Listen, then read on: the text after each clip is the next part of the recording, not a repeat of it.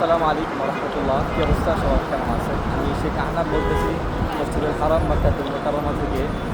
আজকে আপনাদেরকে দেখাবো, আপনারা দেশ থেকে আসার পরও তো একটা উমরা করেনি এবং কাছাকাছি যদি দ্বিতীয় উমরা করতে চান, আপনারা আয়েশা মসজিদে কিভাবে যাবেন, কোন জায়গা থেকে যাবেন, আমার এই ভিডিওটা দেখলে আপনারা সম্পূর্ণ বুঝতে পারবেন কম খরচে কীভাবে আয়েশা মসজিদে যেতে পারবেন আপনারা।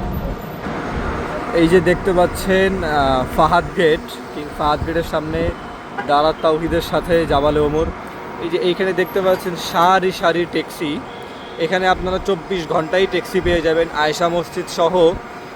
আপনার জেদ্দা এবং বিভিন্ন জায়গায় যাওয়ার জন্য এখানে 24 ঘন্টাই এরকম ট্যাক্সি সিরিয়াল থাকে এবং সবসময় আপনি এখান থেকে ট্যাক্সি পেয়ে যাবেন।